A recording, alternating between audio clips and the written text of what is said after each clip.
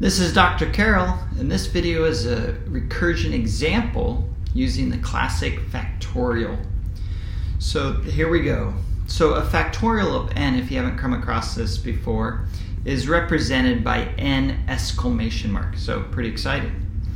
So there's a couple definitions we can give for this. Let's start with the mathematical definition.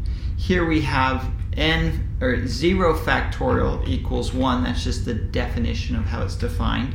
It's fairly straightforward. Whereas n factorial is defined as n times n minus 1 times n minus 2 times so on and so forth until it reaches 1. And so this is only defined for n greater than 0 for that definition. And so we can go through and for any number, any positive whole number, we can just calculate that. Now, an iterative definition along the lines of what you could do with Java without recursion is we would have 1 for if it called a method called fact, it would return 1 here. But if you gave it n, it would go through n times n minus 1 times n minus 2. You could imagine a for loop and going down till n equals 1, taking the product of all those, and then we have factorial. Now here's where it gets interesting. Let's do a recursive definition. Again, factorial of 0 is going to be as defined by is 1. That's by definition. We call that the base case. Now, factorial of n, though, is defined as n times factorial of n minus 1. Notice the recursive call on the function with modified parameters here that we are reducing it by 1, and then that's the definition simply stated. And that is equivalent to this iterative definition. Let's see this spelled out for the first 7 numbers in this series. So here we have factorial of 0. The iterative definition is 1 by definition, and recursive is 1 by definition. That's pretty straightforward. Now 1 is, if we take the iterative definition, we have 1 until it equals 1. Well, it's a little bit loose, but what those ellipses here mean is that we just do 1, okay? And same for factorial, okay?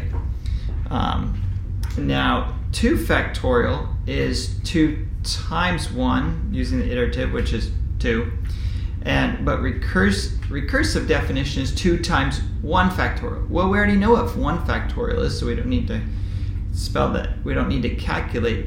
Well, as humans, we can just look at that and see that, but the computer would need to calculate it. So then we have 2 times 1, which equals 2, and the same result, not surprisingly.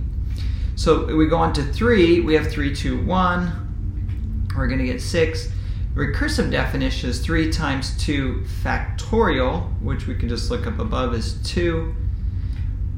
And so again, they equal the same amount. 4 is the product of 4 through 1. We're at 24.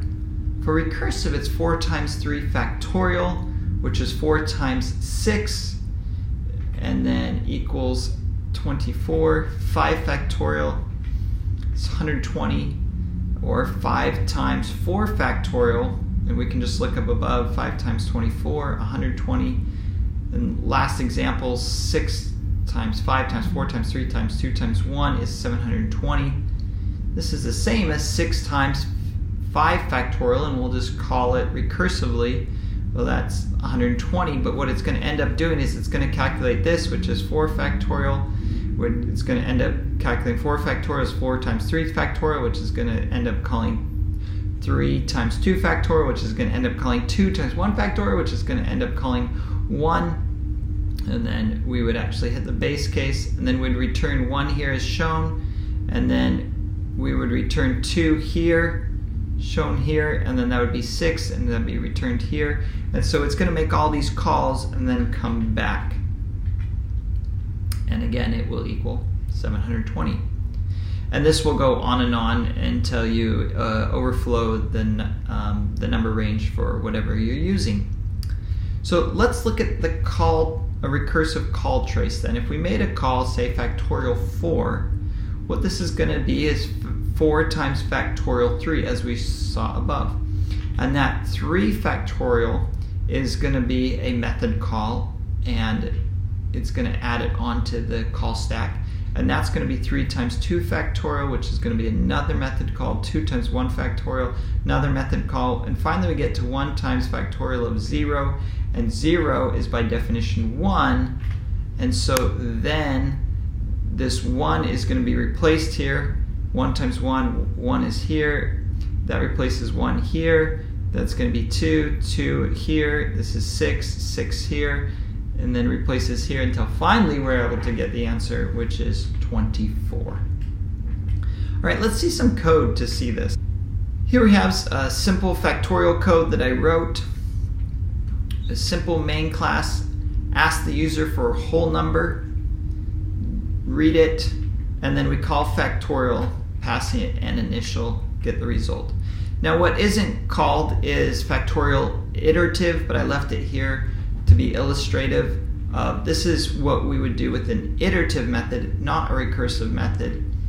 We would just simply have a for loop, go through, calculate all of them, starting with n, start past that, go till we hit 1, and decrementing. And we can calculate the product and return it. So that's what we're shooting for. Something that looks like this, returns the product.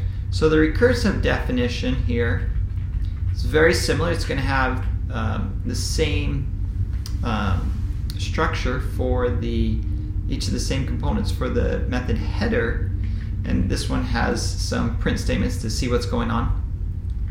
And here we have our base case. When we hit 0, then that's our base case and we return 1 by definition.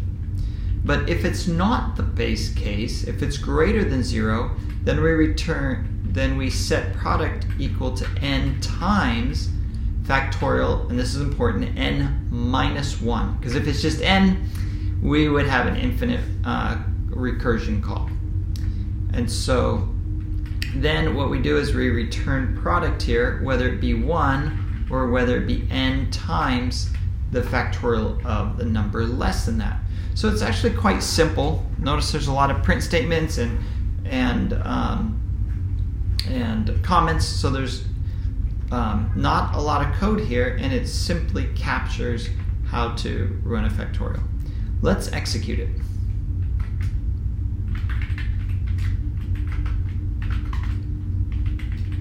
Yay, it compiles.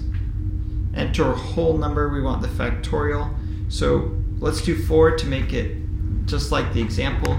So, and here's the body of it, we can see it. So it called 4 factorial, and then notice before it displayed returning, we ended up calling 3 factorial.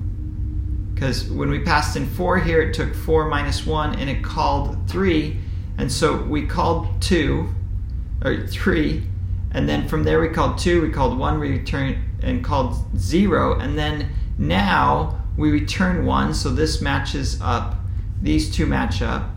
Now returning 1 matches up with this called a factorial 1, returning 2 matches up with factorial 2, factorial 6, or returning 6 matches up with factorial 3, and then that went to the highest level, so then we had, when n is 4, we had 4 times 6, and so that resulted in 24, and so we said we're returning 24, so then factorial 4 equals 24 in main.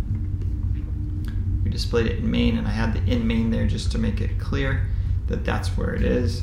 And we could have done a much larger number, so for example 15, and so notice 15 calls 14, calls 13, calls 12, and the numbers get large quickly, and so here we have it. Good thing we're using a long and not a int, or we would have overflowed an int long ago.